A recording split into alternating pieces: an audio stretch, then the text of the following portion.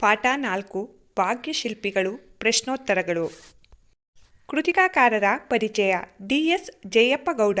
ಕಾಲ 1947. ಸ್ಥಳ ಚಿಕ್ಕಮಗಳೂರು ಜಿಲ್ಲೆಯ ಮೂಡಿಗೆರೆ ತಾಲೂಕಿನ ದಾರದಹಳ್ಳಿ. ಕೃತಿಗಳು: ಕರ್ನಾಟಕ ಗ್ರಾಮೀಣ ಸಂಸ್ಥೆಗಳು, ಕರ್ನಾಟಕದ ಕಡಲಾಚೆಯ ಸಂಪರ್ಕಗಳು, ಮೈಸೂರು ಒಡೆಯರು, ಜಾನಪದ ಆಟಗಳು, ದಿವಾನ್ ಸರ್ ಎಂ ವಿಶ್ವೇಶ್ವರಯ್ಯನವರ ಕಾರ್ಯಸಾಧನೆಗಳು.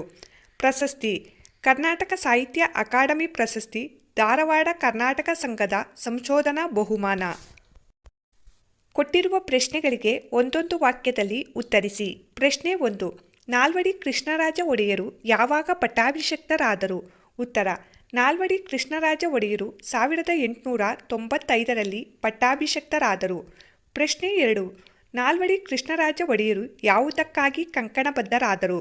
ಉತ್ತರ: ನಾಲ್ವಡಿ ಕೃಷ್ಣರಾಜ ಒಡೆಯರು ಮೈಸೂರು ರಾಜ್ಯದ ಸರ್ವತೋಮುಖ ಅಭಿವೃದ್ಧಿಗೆ ಕಂಕಣಬದ್ಧರಾದರು. ಪ್ರಶ್ನೆ 3. ಏಷ್ಯಾ ಖಂಡದಲ್ಲಿಯೇ ಮೊದಲು ಪ್ರಾರಂಭಿಸಿದ ಜಲವಿದ್ಯುತ್ ಯೋಜನೆ ಯಾವುದು? ಉತ್ತರ: ಶಿವನಸಮುದ್ರದ ಬಳಿ ಕಾವೇರಿ ನದಿಯ ಜಲವಿದ್ಯುತ್ ಯೋಜನೆ ಏಷ್ಯಾ ಖಂಡದಲ್ಲೇ ಮೊದಲು ಪ್ರಾರಂಭಿಸಿದ ಜಲವಿದ್ಯುತ್ ಯೋಜನೆಯಾಗಿದೆ. ಪ್ರಶ್ನೆ 4. ಬ್ರಿಟಿಷ್ ಸರ್ಕಾರ ವಿಶ್ವೇಶ್ವರಯ್ಯ ಅವರಿಗೆ ಯಾವ ಪದವಿಯನ್ನು ನೀಡಿ ಗೌರವಿಸಿತು? ಉತ್ತರ: ಬ್ರಿಟಿಷ್ ಸರ್ಕಾರ ವಿಶ್ವೇಶ್ವರಯ್ಯ ಅವರಿಗೆ ಸರ್ ಪದವಿಯನ್ನು ನೀಡಿ ಗೌರವಿಸಿತು. ಪ್ರಶ್ನೆ 5. ವಿಶ್ವೇಶ್ವರಯ್ಯ ಅವರನ್ನು ದಿವಾನರಾಗಿ ನೇಮಿಸಿದವರು ಯಾರು? ಉತ್ತರ: ವಿಶ್ವೇಶ್ವರಯ್ಯ ಅವರನ್ನು ದಿವಾನರಾಗಿ ನೇಮಿಸಿದವರು ನಾಲ್ವಡಿ ಕೃಷ್ಣರಾಜ ಒಡೆಯರು. ಪ್ರಶ್ನೆ 6. ವಿಶ್ವೇಶ್ವರಯ್ಯ ಅವರ ಹುಟ್ಟುಹಬ್ಬದ ನೆನಪಿಗಾಗಿ ಯಾವ ದಿನಾಚರಣೆಯನ್ನು ಮಾಡಲಾಗುತ್ತಿದೆ? ಉತ್ತರ: ವಿಶ್ವೇಶ್ವರಯ್ಯ ಅವರ ಹುಟ್ಟುಹಬ್ಬದ ನೆನಪಿಗಾಗಿ ಇಂಜಿನಿಯರ್ ದಿನಾಚರಣೆಯನ್ನು ಮಾಡಲಾಗುತ್ತಿದೆ. ಕೊಟ್ಟಿರುವ ಪ್ರಶ್ನೆಗಳಿಗೆ 3-4 ವಾಕ್ಯಗಳಲ್ಲಿ ಉತ್ತರಿಸಿ. ಪ್ರಶ್ನೆ 1. ನಾಲ್ವಡಿ ಕೃಷ್ಣರಾಜ ಒಡೆಯರ ಕಾಲದಲ್ಲಿ ಯಾವ ಕ್ಷೇತ್ರಗಳು ಸ್ವಯಂ ಆಡಳಿತ ಕ್ಷೇತ್ರಗಳಾದವು? ಉತ್ತರ: ನಾಲ್ವಡಿ ಕೃಷ್ಣರಾಜ ಒಡೆಯರ ಕಾಲದಲ್ಲಿ ಗ್ರಾಮ ನಿರ್ಮಲೀಕರಣ, ವೈದ್ಯ ಸಹಾಯ, ವಿದ್ಯಾ ಪ್ರಚಾರ, ನೀರಿನ ಸೌಕರ್ಯ, ಪ್ರಯಾಣ ಸೌಕರ್ಯ ಮುಂತಾದ ಕ್ಷೇತ್ರಗಳು ಸ್ವಯಂ ಆಡಳಿತ ಕ್ಷೇತ್ರಗಳಾದವು. ಪ್ರಶ್ನೆ 2. ನಾಲ್ವಡಿ ಕೃಷ್ಣರಾಜ ಒಡೆಯರ ಕಾಲದಲ್ಲಿ ಯಾವ ನೀರಾವರಿ ಯೋಜನೆಗಳು ಕಾರ್ಯರೂಪಕ್ಕೆ ಬಂದವು? ಉತ್ತರ: 1900ರಲ್ಲಿಯೇ ಶಿವನಸಮುದ್ರದ ಬಳಿ ಕಾವೇರಿ ನದಿಯಿಂದ ಜಲವಿದ್ಯುತ್ ಉತ್ಪಾದನಾ ಕೇಂದ್ರ ಪ್ರಾರಂಭವಾಯಿತು. ಇದು ಭಾರತ ಮಾತ್ರವಲ್ಲ, ಏಷ್ಯಾ ಖಂಡದಲ್ಲೇ ಮೊದಲ ಜಲವಿದ್ಯುತ್ ಯೋಜನೆ. 1907ರಲ್ಲಿ ವಾಣಿ ವಿಲಾಸ ಸಾಗರ ಅಂದರೆ ಮಾರಿಕಣಿವೆ ಕಟ್ಟಲ್ಪಟ್ಟಿತು. 1911ರಲ್ಲಿ ಕೃಷ್ಣರಾಜ ಸಾಗರ ಇವರ ಬೃಹತ್ ಕೊಡುಗೆ. ಪ್ರಶ್ನೆ 3. ಶಿಕ್ಷಣದ ಬಗ್ಗೆ ವಿಶ್ವೇಶ್ವರಯ್ಯ ಅವರು ಏನೆಂದು ಹೇಳಿದ್ದಾರೆ? ಉತ್ತರ: ವಿಶ್ವೇಶ್ವರಯ್ಯ ಅವರು ಶಿಕ್ಷಣಕ್ಕಾಗಿ ಶಿಕ್ಷಣವಿರಬೇಕು, ಅದು ಕೆಲವೇ ಜನರ ಸೊತ್ತಾಗದೆ ಪ್ರಗತಿಪರ ರಾಜ್ಯದಲ್ಲಿ ಎಲ್ಲರ ಆಜನ್ಮ ಸಿದ್ಧ ಹಕ್ಕಾಗಬೇಕು ಎಂದು ಹೇಳಿದ್ದಾರೆ. ಪ್ರಶ್ನೆ 4. ನೆಹರು ಅವರು ಸರ್ ಎಂ ವಿಶ್ವೇಶ್ವರಯ್ಯ ಅವರ ಬಗ್ಗೆ ಏನೆಂದು ಹೇಳಿದ್ದಾರೆ? ಉತ್ತರ: ನೆಹರು ಅವರು ಸರ್ ಎಂ ವಿಶ್ವೇಶ್ವರಯ್ಯ ಅವರ ಬಗ್ಗೆ ದುರದೃಷ್ಟವಶಾತ್ ಭಾರತೀಯರಾದ ನಾವು ಹೆಚ್ಚು ಮಾತನಾಡುವವರು ಮತ್ತು ನುಡಿದಂತೆ ನಡೆಯಲಾರದವರೆಂಬ ದೂಷಣೆಗೆ ಒಳಗಾಗಿದ್ದೇವೆ. ತಾವು ಈ ಮಾತಿಗೆ ಬಹುದೊಡ್ಡ ರೀತಿಯಲ್ಲಿ ಹೊರತಾಗಿದ್ದೀರಿ. ತಾವು ಕಡಿಮೆ ಮಾತನಾಡಿದ್ದೀರಿ, ಹೆಚ್ಚು ಕೆಲಸ ಮಾಡಿದ್ದೀರಿ. ಅದನ್ನು ನಾವು ತಮ್ಮಿಂದ ಕಲಿಯೋಣ ಎಂದು ಹೇಳಿದ್ದಾರೆ. ಪ್ರಶ್ನೆ 5. ಹಣಕಾಸು ನೀತಿಯಲ್ಲಿ ವಿಶ್ವೇಶ್ವರಯ್ಯ ಅವರು ಮಾಡಿದ ಮಾರ್ಪಾಡುಗಳ್ಯಾವುವು? ಉತ್ತರ: ವಿಶ್ವೇಶ್ವರಯ್ಯ ಅವರು ಕ್ರಿಸ್ತಶಕ 1913ರಲ್ಲಿ ಮೈಸೂರು ಬ್ಯಾಂಕನ್ನು ಸ್ಥಾಪಿಸಿದರು. ಕೈಗಾರಿಕೆಗಳ ಅಭಿವೃದ್ಧಿಗೆ ಫೀಡರ್ ಬ್ಯಾಂಕ್ ಹಾಗೂ ಕೈಗಾರಿಕಾ ಹೂಡಿಕೆ ಮತ್ತು ಅಭಿವೃದ್ಧಿ ನಿಧಿಗಳು ರಚಿತಗೊಂಡವು. ಸಾರ್ವಜನಿಕ ಜೀವ ವಿಮಾ ಯೋಜನೆ ಜಾರಿಗೆ ತಂದರು. ರೈತರಿಗೆ ಹಾಗೂ ಕರಕುಶಲ ಕೆಲಸಗಾರರಿಗೆ ಸಾಲದ ಸೌಲಭ್ಯ ನೀಡಲು ಪ್ರಾಂತೀಯ ಸಹಕಾರಿ ಬ್ಯಾಂಕುಗಳನ್ನು ಸ್ಥಾಪಿಸಿದರು. ರಾಜ್ಯದ ಆಸ್ತಿಯನ್ನು ಹೆಚ್ಚಿಸಿ ಆದಾಯ ತರುವುದರ ಮೂಲಕ ಅಭಿವೃದ್ಧಿ ಕಾರ್ಯಗಳ ಪ್ರಭಾವವನ್ನು ಅಳೆಯಲು ಅನುಕೂಲವಾಗುವಂತೆ ಅವ್ಯಯದಲ್ಲಿ ಹೊಸ ದೃಷ್ಟಿಕೋನವನ್ನು ಕಂಡುಕೊಂಡರು. ಕೊಟ್ಟಿರುವ ಪ್ರಶ್ನೆಗಳಿಗೆ 8-10 ವಾಕ್ಯದಲ್ಲಿ ಉತ್ತರಿಸಿ. ಪ್ರಶ್ನೆ 1. ನಾಲ್ವಡಿ ಕೃಷ್ಣರಾಜ ಒಡೆಯರ ಕಾಲದಲ್ಲಿ ಮೈಸೂರು ಮಾದರಿ ಮೈಸೂರು ರಾಜ್ಯ ಹೇಗಾಯಿತು? ಉತ್ತರ: 1902ರ ಆಗಸ್ಟ್ 8ನೇ ತಾರೀಕಿನಿಂದ ಮೈಸೂರು ರಾಜ್ಯದ ನೇರ ಉಸ್ತುವಾರಿ ಕೃಷ್ಣರಾಜ ಒಡೆಯರ ಸುಪರ್ದಿಗೆ ಬಂದಿತು. ಆಗ ದಿವಾನರಾಗಿದ್ದ ಸರ್ ಕೆ ಶೇಷಾದ್ರಿ ಅಯ್ಯರ್ರವರ ಸಹಕಾರದೊಡನೆ ಮೈಸೂರು ರಾಜ್ಯದ ಸರ್ವತೋಮುಖ ಅಭಿವೃದ್ಧಿಗೆ ನಾಲ್ವಡಿ ಕೃಷ್ಣರಾಜ ಒಡೆಯರು ಕಂಕಣಬದ್ಧರಾದರು. ಇವರ ಕಾಲದಲ್ಲಿ ಇಡೀ ಭರತ ಖಂಡದಲ್ಲಿ ಯಾವ ಸಂಸ್ಥಾನವೂ ಕಾಣದ ಅಭಿವೃದ್ಧಿಯನ್ನು ಮೈಸೂರು ರಾಜ್ಯವು ಕಂಡಿದ್ದರಿಂದ ಮೈಸೂರು ಸಂಸ್ಥಾನಕ್ಕೆ ಮಾದರಿ ಮೈಸೂರು ಎಂಬ ಕೀರ್ತಿ ಪ್ರಾಪ್ತವಾಯಿತು. ನಾಲ್ವಡಿ ಕೃಷ್ಣರಾಜ ಒಡೆಯರು ಅರಸು ಮನೆತನದಿಂದ ಬಂದವರಾಗಿದ್ದರೂ ಸಹ ಜನತೆ ಆಡಳಿತದಲ್ಲಿ ಪಾಲ್ಗೊಳ್ಳುವಿಕೆಯ ಪರವಾಗಿದ್ದರು. ಪ್ರಶ್ನೆ 2. ವಿಶ್ವೇಶ್ವರಯ್ಯ ಅವರು ಮೈಸೂರು ದಿವಾನರಾಗಿ ಸಲ್ಲಿಸಿದ ಸೇವೆಯನ್ನು ಕುರಿತು ಬರೆಯಿರಿ. ಉತ್ತರ: ವಿಶ್ವೇಶ್ವರಯ್ಯ ಮೈಸೂರು ಸಂಸ್ಥಾನದ ದಿವಾನರಾಗಿ ಆಡಳಿತದಲ್ಲಿ ಹೊಸ ಮಾದರಿಯನ್ನು ಅನುಷ್ಠಾನಗೊಳಿಸಿದರು. ಕಚೇರಿಯ ಕೆಲಸ ಕಾರ್ಯಗಳಲ್ಲಿ ಸಾಕಷ್ಟು ಸುಧಾರಣೆ ಮಾಡಿದರು. ಆಡಳಿತದಲ್ಲಿ ದಕ್ಷತೆ ಮತ್ತು ಪ್ರಾಮಾಣಿಕತೆಗೆ ಒತ್ತು ನೀಡಿದರು. ಸಂಸ್ಥಾನದಲ್ಲಿ ಸ್ಥಳೀಯ ಮಟ್ಟದಲ್ಲಿ ಕೇಂದ್ರೀಕೃತವಾಗಿದ್ದ ನ್ಯಾಯಾಂಗ ಮತ್ತು ಕಾರ್ಯಾಂಗಗಳ ಅಧಿಕಾರವನ್ನು ಪ್ರತ್ಯೇಕಗೊಳಿಸಿದರು. ರಾಜ್ಯ ಪ್ರವಾಸ ಮಾಡಿ ಅಜಮಾಯಿಸಿ ಕಾರ್ಯ ನಡೆಸಿದರು. ಸಮರ್ಥ ಕಾರ್ಯನಿರ್ವಹಣೆಗಾಗಿ ಸಮಿತಿಗಳನ್ನು ರಚಿಸಿದರು. ನೇಮಕಾತಿಯಲ್ಲಿ ಸ್ಥಳೀಯರಿಗೆ ಆದ್ಯತೆ ನೀಡಿದರು. ತಾಂತ್ರಿಕ ವೃತ್ತಿಪರ ಶಿಕ್ಷಣಕ್ಕೆ ಆದ್ಯತೆ ನೀಡಿದರು. ಭಾಷೆ, ಸಾಹಿತ್ಯ ಮತ್ತು ಸಂಶೋಧನೆಗಳಿಗೆ ಪ್ರೋತ್ಸಾಹ ನೀಡಿದರು. ಮೈಸೂರು ಸಂಸ್ಥಾನದಲ್ಲಿ ಕೈಗಾರಿಕೆಗೆ ಅಗ್ರ ಪ್ರಾಶಸ್ತ್ಯ ನೀಡಿದರು.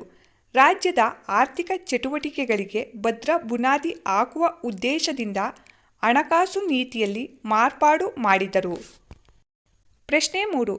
ಶಿಕ್ಷಣ ಕ್ಷೇತ್ರಕ್ಕೆ ವಿಶ್ವೇಶ್ವರಯ್ಯ ಅವರು ಸಲ್ಲಿಸಿದ ಕೊಡುಗೆಯನ್ನು ತಿಳಿಸಿ. ಉತ್ತರ: ವಿಶ್ವೇಶ್ವರಯ್ಯ ಅವರು ಆಧುನಿಕ ಶಿಕ್ಷಣವೇ ಎಲ್ಲ ಸಮಸ್ಯೆಗಳಿಗೂ ಪರಮೋಚ್ಚ ಪರಿಹಾರವೆಂದು ನಂಬಿದ್ದರು. ಕ್ರಿಸ್ತಶಕ 1913ರಲ್ಲಿ ಪ್ರಾಥಮಿಕ ಶಿಕ್ಷಣ ನಿಬಂಧನೆಯನ್ನು ಜಾರಿಗೆ ತಂದರು. ಮದ್ರಾಸ್ ವಿಶ್ವವಿದ್ಯಾನಿಲಯದ ನಿಯಂತ್ರಣಕ್ಕೆ ಒಳಪಟ್ಟಿದ್ದ ಪ್ರೌಢಶಿಕ್ಷಣ ಶಾಲೆಗಳನ್ನು ಬದಲಿಸಿ ಸಂಸ್ಥಾನವೇ ಪ್ರತ್ಯೇಕವಾದ ಪ್ರೌಢಶಿಕ್ಷಣದ ಅಂತಿಮ ಪರೀಕ್ಷೆ ನಡೆಸುವ ಯೋಜನೆಯನ್ನು ಆರ್ಥಿಕ ಪರಿಷತ್ತಿನ ಮೂಲಕ ಜಾರಿಗೆ ತಂದರು. ಮೈಸೂರು ವಿಶ್ವವಿದ್ಯಾನಿಲಯ ಸ್ಥಾಪಿಸಿದರು. ಶಿಕ್ಷಣಕ್ಕಾಗಿ ಶಿಕ್ಷಣವಿರಬೇಕು, ಅದು ಕೆಲವೇ ಜನರ ಸೊತ್ತಾಗದೆ ಪ್ರಗತಿಪರ ರಾಜ್ಯದಲ್ಲಿ ಎಲ್ಲರ ಆಜನ್ಮಸಿದ್ಧ ಹಕ್ಕಾಗಬೇಕು ಎಂಬುದನ್ನು ಮನಗಂಡ ಇವರು ತಾಂತ್ರಿಕ ಮತ್ತು ವೃತ್ತಿಪರ ಶಿಕ್ಷಣಕ್ಕೆ ಆದ್ಯತೆ ನೀಡಿದರು.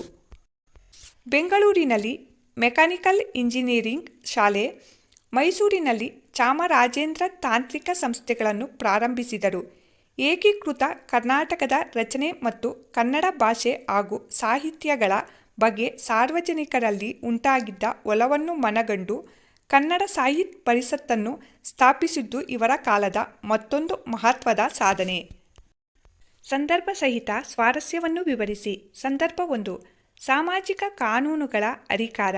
ಆಯ್ಕೆ: ಈ ವಾಕ್ಯವನ್ನು ಭಾಗ್ಯಶಿಲ್ಪಿಗಳು ಗದ್ಯ ಭಾಗದಲ್ಲಿರುವ ಪಠ್ಯ ಪುಸ್ತಕ ಸಮಿತಿಯು ಸಂಗ್ರಹಿಸಿ ನೀಡಿರುವ ನಾಲ್ವಡಿ ಕೃಷ್ಣರಾಜ ಒಡೆಯರು ಭಾಗದಿಂದ ಆರಿಸಿಕೊಳ್ಳಲಾಗಿದೆ. ಸಂದರ್ಭ: ನಾಲ್ವಡಿ ಕೃಷ್ಣರಾಜ ಒಡೆಯರ ಕೊಡುಗೆಗಳನ್ನು ವಿವರಿಸುವ ಸಂದರ್ಭದಲ್ಲಿ ಲೇಖಕರು ಈ ಮಾತನ್ನು ಹೇಳಿದ್ದಾರೆ. ನಾಲ್ವಡಿ ಕೃಷ್ಣರಾಜ ಒಡೆಯರು ಸ್ಥಳೀಯ ಸಂಸ್ಥೆಗಳನ್ನು ರಚಿಸಿ ಆಡಳಿತ ವಿಕೇಂದ್ರೀಕರಣ ಮಾಡಿದರು. ಮೈಸೂರು ಸಂಸ್ಥಾನವನ್ನು ಮಾದರಿ ಸಂಸ್ಥಾನವನ್ನಾಗಿ ರೂಪಿಸಿದರು. ಸಾಮಾಜಿಕ ಕಾನೂನುಗಳ ಅಧಿಕಾರ ಎಂದು ಹೆಸರಾದರು. ಸಾಹಿತ್ಯ, ಸಂಗೀತ, ವಾಸ್ತುಶಿಲ್ಪಗಳ ಅಭಿವೃದ್ಧಿಗೆ ಒತ್ತು ನೀಡಿದರು. ಸ್ವಾರಸ್ಯ: ಸ್ವತಃ ರಾಜರಾಗಿ ಕೇಂದ್ರೀಕೃತ ವ್ಯವಸ್ಥೆಗೆ ಬದಲಾಗಿ ಆಡಳಿತದಲ್ಲಿ ವಿಕೇಂದ್ರೀಕೃತ ವ್ಯವಸ್ಥೆ ತಂದು ಸಾಮಾಜಿಕ ಕಾನೂನುಗಳನ್ನು ಜಾರಿಗೊಳಿಸಿದ ಒಡೆಯರಿಗೆ ಈ ಬಿರುದು ನೀಡಿರುವುದು ಒಪ್ಪುವಂಥದ್ದಾಗಿದೆ.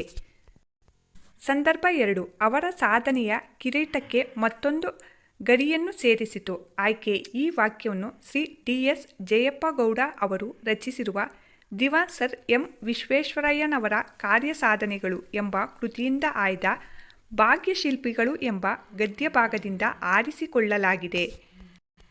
ಸಂದರ್ಭ: ವಿಶ್ವೇಶ್ವರಯ್ಯ ಅವರು ಪೂನಾದ ಮುತಾ ಕಾಲುವೆಗೆ ನೀರಿನ ನೆಲೆಯಾಗಿದ್ದ ಪೀಪ್ ಜಲಾಶಯಕ್ಕೆ ಸ್ವತಃ ತಾವೇ ಅನ್ವೇಷಣೆ ಮಾಡಿದ ಸ್ವಯಂಚಾಲಿತ ಬಾಗಿಲುಗಳನ್ನು ಯಶಸ್ವಿಯಾಗಿ ಅಳವಡಿಸಿದರು ಎಂದು ಹೇಳುವ ಸಂದರ್ಭದಲ್ಲಿ ಲೇಖಕರು ಈ ಮಾತನ್ನು ಹೇಳಿದ್ದಾರೆ.